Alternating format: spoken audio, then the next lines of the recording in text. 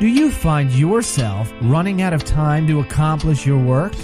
Are you spending time doing things that you're not that good at? There are effective ways to outsource these tasks so you can focus on your business. This is the Virtual Success Show.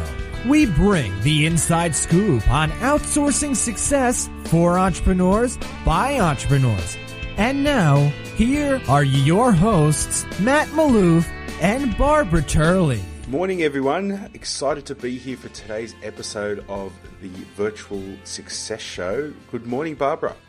Hi, Matt. How's it going? Going well, and yourself? Great, thank you. Good week again. Yes, it's another great week, and we're so many great things happening, and which leads me to what I want to really focus on in today's podcast was around an event that I put on recently, and how we utilized our virtual team to pretty much do the majority of the organization and setting up of the event.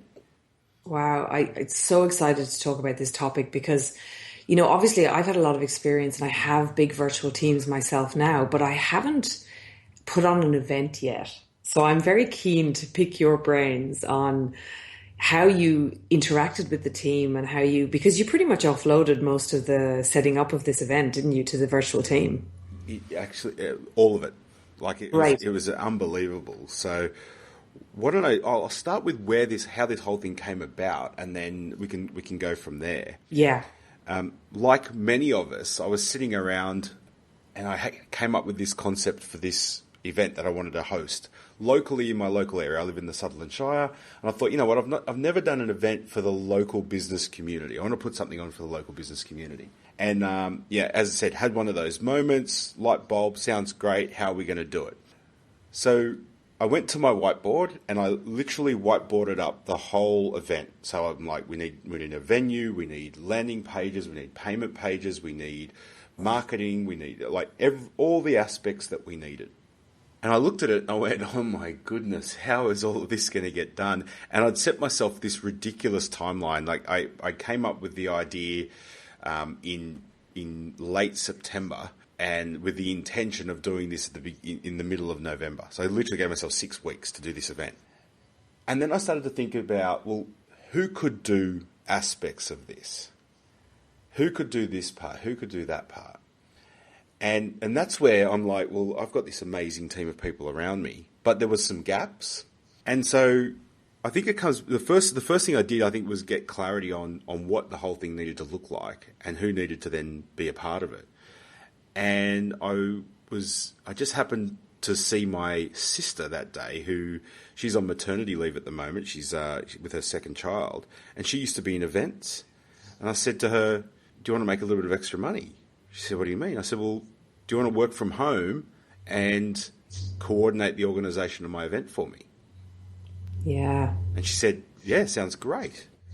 You know what I mean? Family member, though, that's key. That's great. Someone you trust. Because what I'm thinking there is, you know, putting on an event, I mean, maybe just for me because I don't do events yet, but putting on an event feels like quite a stressful thing. You know, it's a pretty big thing to do. So to have someone, I guess, who had a background in events who could maybe coordinate with you was very handy to get things started. That was the key, more so than probably being a family member, was that she had the expertise.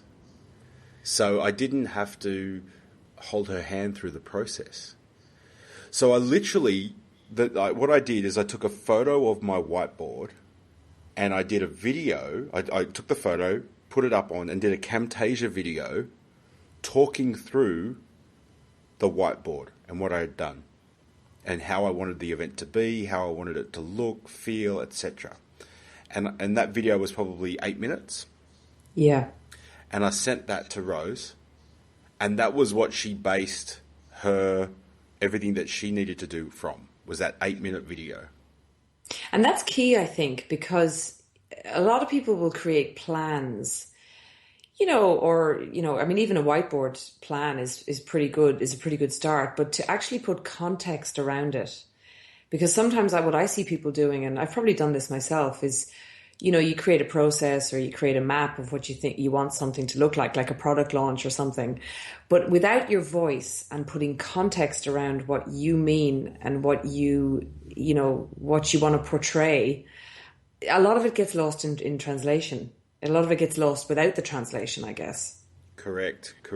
And you know what? I think for that particular role, it was essential that it was someone local, someone that could converse directly with everyone they needed to, here in Australia, and Yes. and I think choosing the person to take up specific roles, you need to look at what are they going to be doing.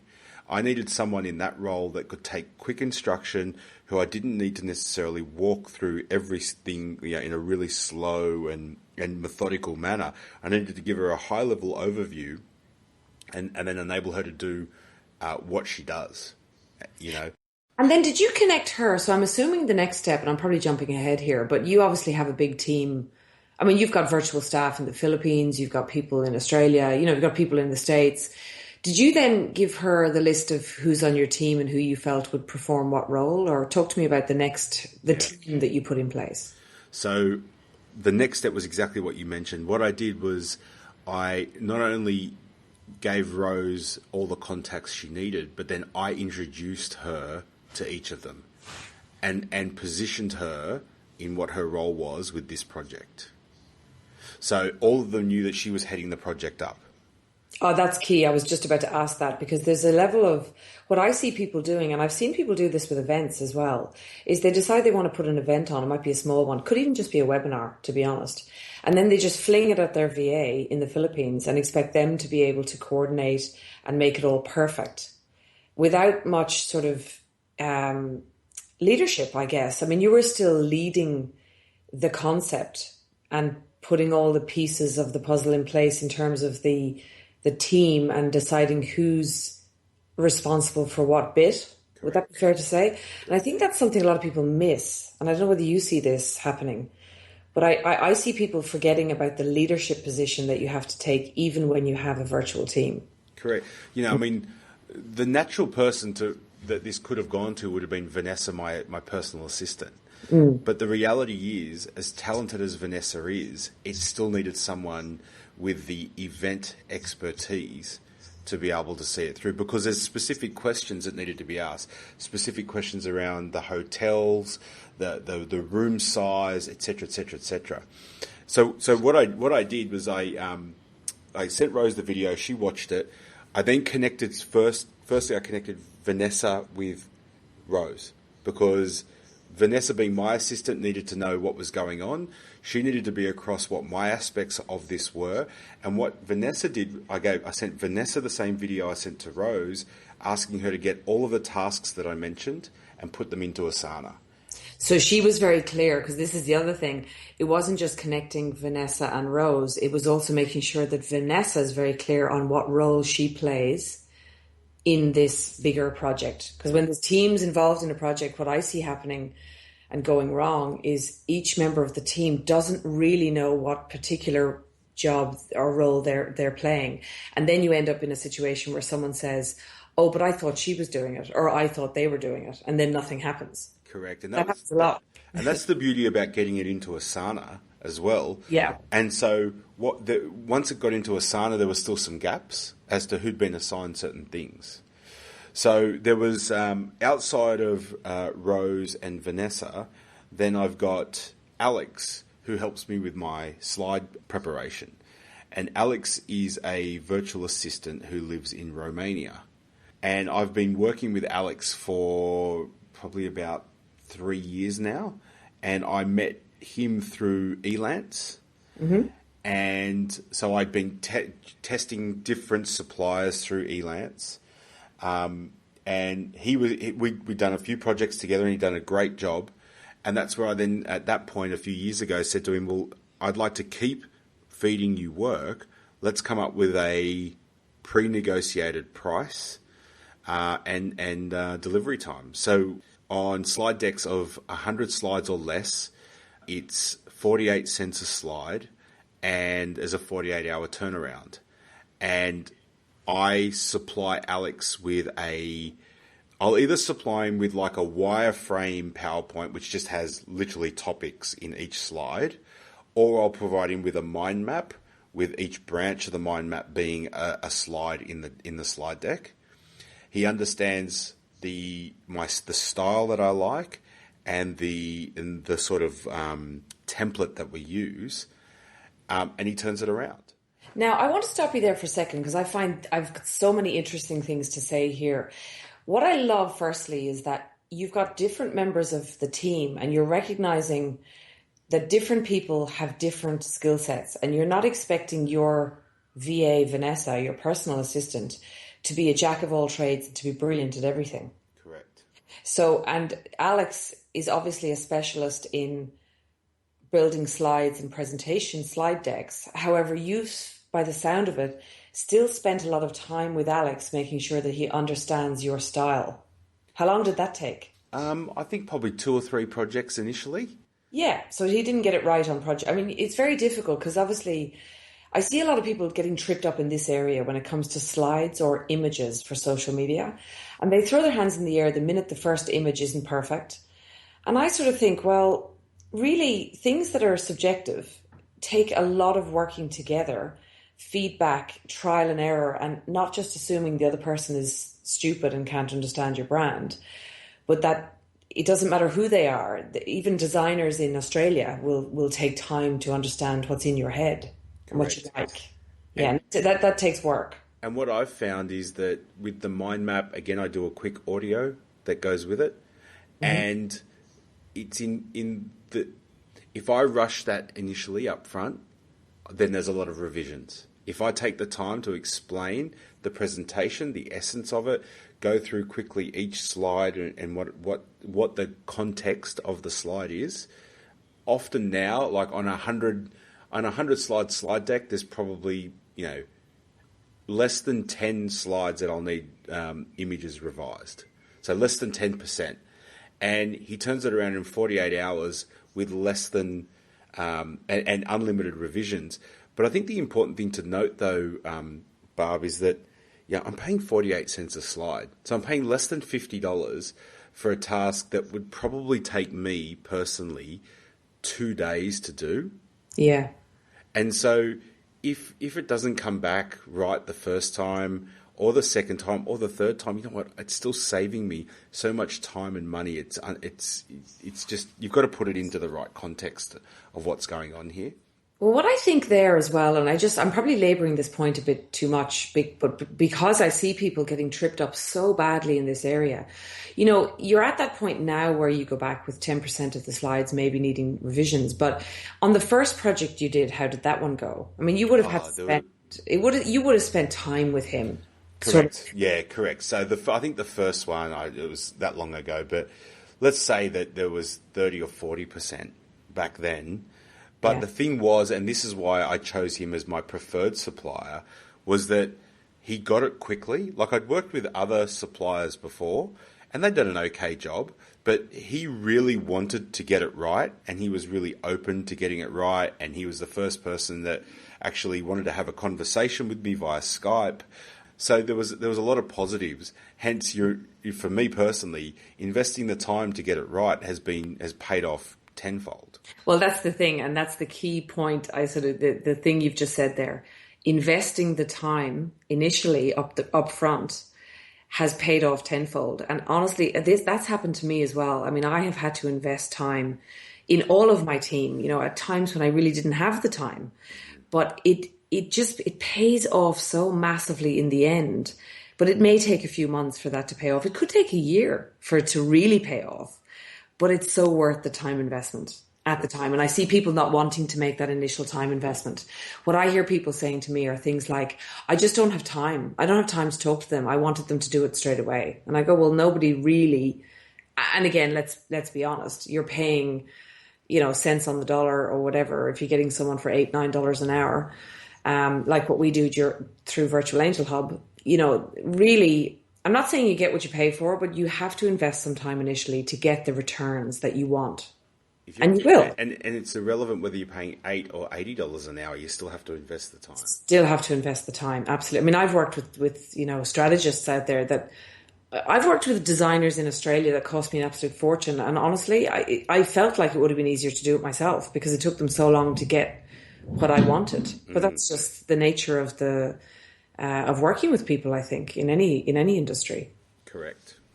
Okay, so I probably laboured on that one a bit too long. No, So tell me about the next. So you got Alex going with the slides. Yes, and project managing. Vanessa was managing Asana and making sure all the tasks were assigned and kept moving.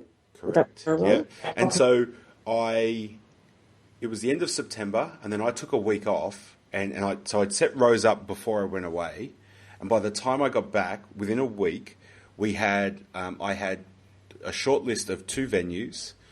I had an appointment in my diary to brief the copywriter.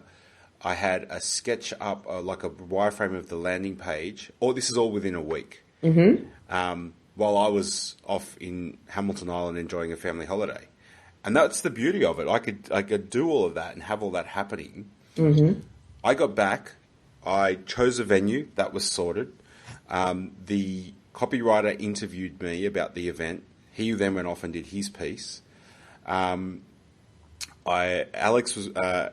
briefed Alex after I got back, so then he was working on the presentation, and then the gap was how are we going to fill the room? We wanted to put 30 people in the room. Now, I want to just pause there for one second because I'm very interested in the week-long holiday that you had, and I have a couple of questions that I think are key questions that the listeners are going to miss a couple of things here potentially because I see people missing this.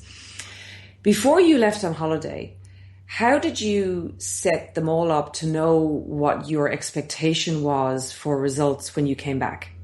So did you say, look, Rose, I need to have, by the time I come back, I want to have a list of venues, minimum 2. Vanessa, I need to, how did you set that up? Or did they just intuitively know what to have done by the time you got back? How did you lead? It was all in Asana. So, but you were leading that, weren't you? So you set them up for success. Because I see a lot of people expecting that in their head, but not leading that. And just going, oh, well, I assumed that she would know by the time I got back that she would need to do this, this, and this. And I think assumptions are very dangerous in this. Absolutely. Yeah. Rose knew that on the Tuesday after I got back, we were going to have a phone call and that she needed to present to me the venues. I love that because, we talked on this podcast before. I think it was actually in our first show. You mentioned something that was just so key. There's a difference between having a meeting and having a chit chat. Correct. So like you had organized a meeting with Rose for the Tuesday when you came back and there was a very clear agenda as to what was going to be talked about. Correct. And what she had to present to you. So you had set that up before. Absolutely. Yeah. And it was the same with Vanessa and that was before I went away. They were the 2 keys that needed to happen. And the third person that needed to be involved was the meeting needed to be set up with the copywriter. So that had to be done for otherwise we wouldn't have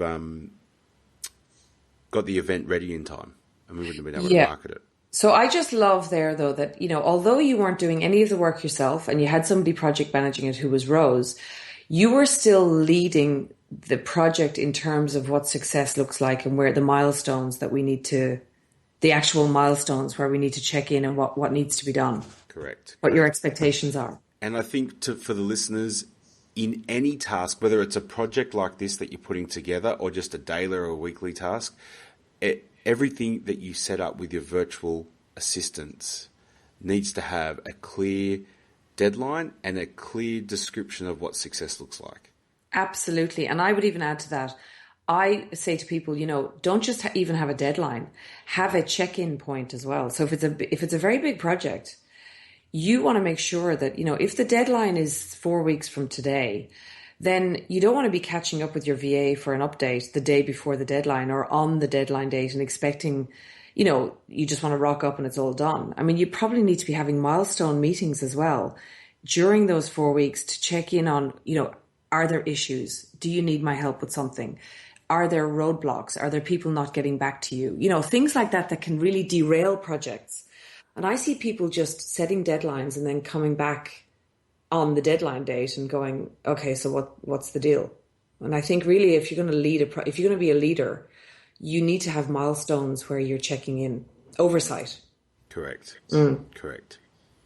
So then from there, where we went was, I was interviewed by the copywriter. So I spent 20 minutes with him. Then again, clear deadline set on when I would have the draft copy. The venue was set. And as I said, then we just needed to start putting some marketing in place.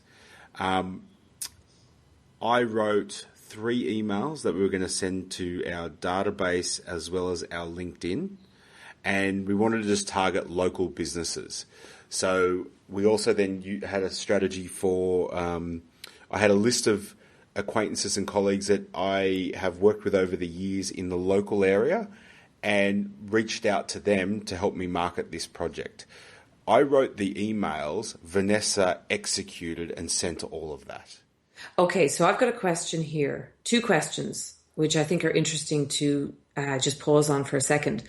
First of all, I'm assuming that everybody involved in this project was invited to the Asana project, so everyone could collaborate together in Asana. Would that be correct? Correct. And then who was, and I'm assuming it was probably you, you said that, you wrote the emails and then we targeted people on my LinkedIn, et cetera, but you set those tasks up, yeah, and how to do them. And then Vanessa executed them. Would that be right? Correct. Yeah. So you were still driving the strategy behind that and not expecting Vanessa to be a strategist in that area because that's not her skill set. Would that be right? Absolutely. 100%. Yeah.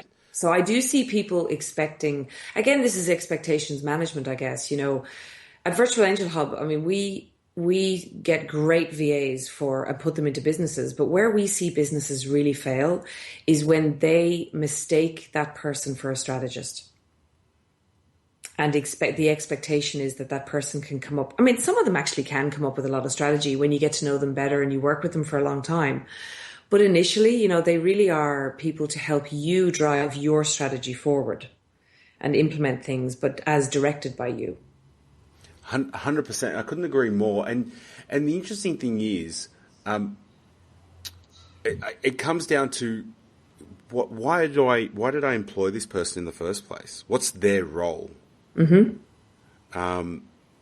So once we get clear on their role, then the expectations become a lot simpler. But when we start confusing and trying to get everyone doing everything and not being clear on their roles, then all of a sudden, we're expecting superhuman things from them.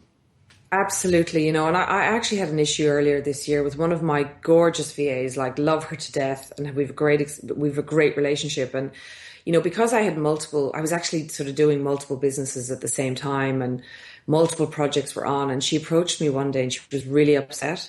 And she said to me, I feel like I'm not doing a good job. I'm dropping the ball. I'm all over the place. And I feel like I don't know what my role is. And I thought to myself, yes, I had been throwing things at her left, right and center. And how I had viewed her role was to help me execute whatever it was I was doing. But in doing that, I was actually making her feel very uncomfortable, like she wasn't good enough, she couldn't keep up. And actually, a great person was feeling down on herself because I wasn't clear on what her role actually was. So that was a real lesson for me as well. In, just making sure that the person feels supported and that they know what they're supposed to be doing every day and where they play a part. 100%. Absolutely. I think also to add, it all comes with experience. In this case study that I'm giving around this event, if you'd asked me 3 years ago to do this, it certainly wouldn't have been done with the level of precision and leverage that I can do it today back then. Simply for the fact that now I am clear on who can do what. I am clear on what, I guess, I talk about it in my book about their genius, the things that they love doing, that they're exceptionally good at, that have a great return for themselves and the business. And when you get each person in your team on a project playing in their genius, it's amazing what happens. Well, it's like an orchestra. It is. actually is beautiful. It's like music. It is. Yeah, because I've had that experience. So tell us. So the event happened. So and now tell us about any hiccups. Were there any curveballs that happened along the way, and how did you deal with those? The only curveball, actually, you know what? There wasn't. The only, I call it quote unquote hiccup, was that the original room that we had booked was smaller than what the number of people that had actually taken up tickets. So good problem. It was a good great curveball. great problem. But again? So I said to Rose, "What can we do here?" And she took care of it. She's like, "We've got this option or this option," and she solved the problem. And what was nice was, you know, I came just to give the before the so Rose was confirming with me the whole way through, so I knew that, you know, we had the room booked. She even wrote me this email telling me, and I've done many events, and I wasn't expecting this, but this is when you have someone that's a professional in their position, this is what you get. She sent me an email the day before saying, "You'll rock up at this time. This person will be here to meet with you. This is the room you're going to. This is what you should see in when you get set up in there. This is, you know, this is the breakfast. This is the this." It was just like, I was blown away. Do you know what I mean? At the level of detail and precision she'd gone to. That's her experience, though. You know, Exactly. I mean, I see people expecting their VA to be able to do that for them when they've got no experience with events. Yeah. You know, That's exactly right. And so that's again, putting someone who has the experience into that position makes it so much easier. And to the point where, Bob, I rocked up on, like 3 days before I was practicing my presentation. I get there on the day, everything's there, everything's set up. I plug in, I present, I leave, and we had an amazing event. So there weren't any hiccups as such, and I think that was because each person in their role was playing to their strengths. And here's the really interesting thing about this whole thing. I wanted to highlight this for everyone. The investment, what this actually was in real cash terms in Australian dollars, to put the labour part of that event together. So forgetting that I had to engage a copywriter, and that was that's a different expense. Just the organisation, right, of the whole event, the investment was $230. Ah, yeah, right, okay, yeah, that's great. Because again, Rose is working from home, so that was $30 an hour. I paid her $30 an hour. Mm. What I'm noticing here, though, and I really do want to make sure that I highlight this point, though, because what I'm hearing, and I want to make sure the listeners are hearing this as well, is that although, again, I'm going to labor it, you had the team in place and it was calm and you went on holiday, and but you didn't just like fling the whiteboard picture at a group of people and say, "Hey, I'll be back in 3 weeks and I'll show up for the event." You really were the person who was driving the strategic end of it. Correct. Yeah. And you need to take that role. I think a lot of people feel that delegating, I mean, I know we talk about delegating frees up your time, but you still, unless you have a strategist who's going to take that role for you in your business, you are the person who takes that role.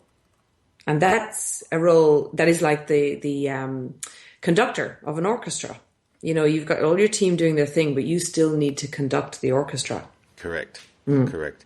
And in conducting the orchestra, it's such a minimal amount of effort and time.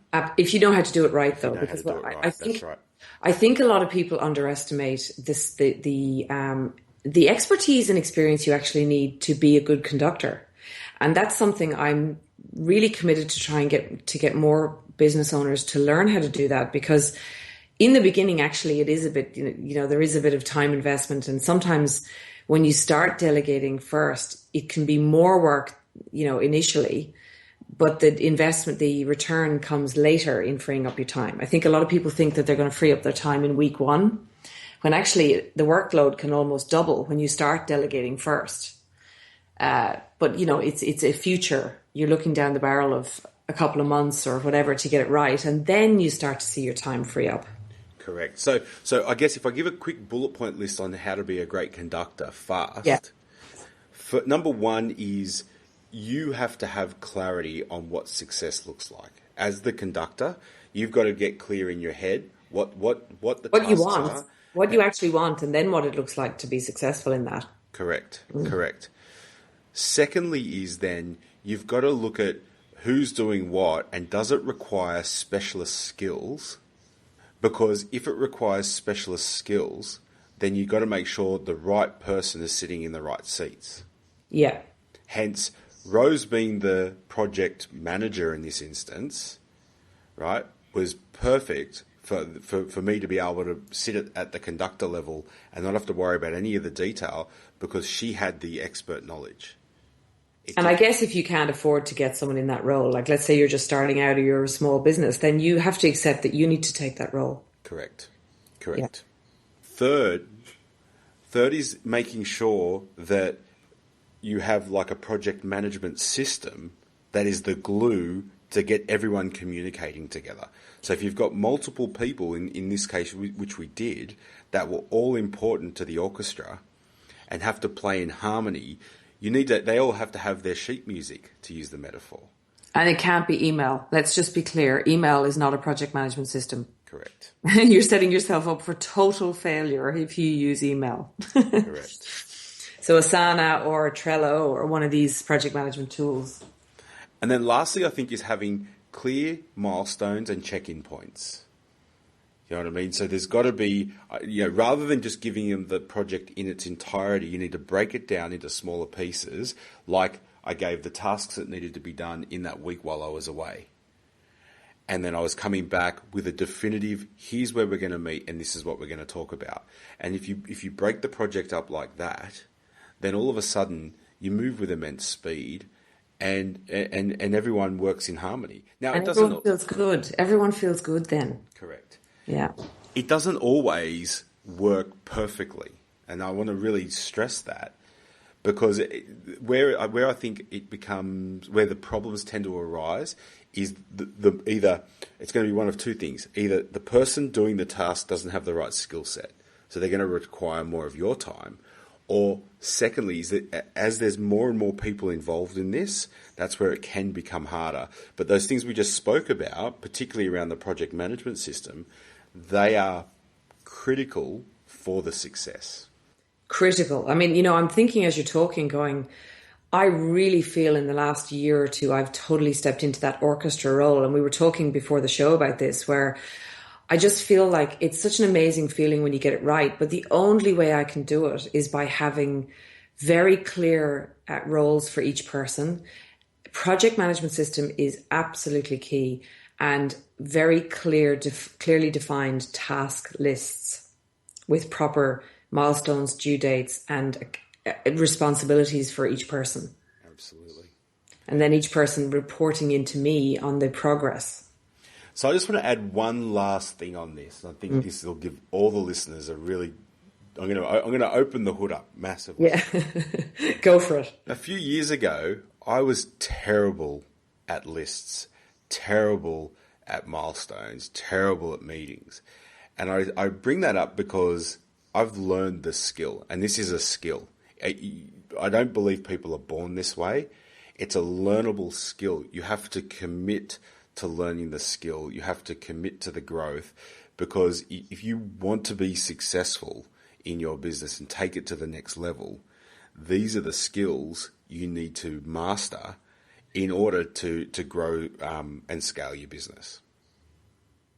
Absolutely. I mean, I think I was lucky, I suppose, because I spent so long in the corporate world where you're almost put in a straitjacket when it comes to things like meetings. And I mean, you have no choice but to be organized. There's meetings, there's milestones, there's strategic plans. So I learned a lot of that, through my corporate days. And I was quite amazed, actually, when I started working with the entrepreneurial small business community, I guess, how people are so not lacking in that area, but not even knowledgeable about how important and pivotal it is to your success. Is knowing how to run a meeting, knowing how to, direct traffic in terms of projects and stuff like that, how to create processes. And really, if you're not willing to, I don't know if you remember when we had Dan Norris on the show, he said something quite controversial. He actually said, if you're not willing to create systems, processes and lead teams, you're not an entrepreneur. Go and work for someone else. And I thought, okay, it was a bit controversial, but actually there is a lot of truth in that. It's 100% the truth. Yeah. 100%. People don't want to hear that, but it's actually true. Exactly. And that is the differentiator between mediocre results and outstanding results. Yeah. And I think that's a great point to finish on, Matt, because so many people are getting mediocre results and they're blaming everything under the sun. But the reality is, if you want outstanding results, the formula is actually not difficult. It's there. It's just people don't want to follow it. They don't want to take the pain and actually, get good at this stuff. But I know if I could impart anything that I've learned over the last few years doing my own thing is commit to it, because when you get it right, the sky's the limit. 100%. Well, I hope that's been helpful for everyone today, just to give a little bit of insight into a real life project and how you can utilize your virtual teams, both locally and overseas, to coordinate, and how cost effective and time effective it can really be when you master this. Absolutely. Thanks for sharing that with me today, Barb. It's been a great show. Yeah, and as always, I learned a lot again from you. So I'm going to be implementing some of that stuff in my next whenever I get to events. Fantastic. So until next week, Matt, have a great week, and listeners, enjoy your week, and remember to come back next week for more virtual success. You too, Barb. Have a great week, and to everyone. Thank you for listening to the Virtual Success Show. If you found this show helpful, take a moment to share it with a friend so that we can all grow together. Find out more about the inside scoop on outsourcing success by going to our website, virtualsuccessshow.com. Until next time, thanks for listening.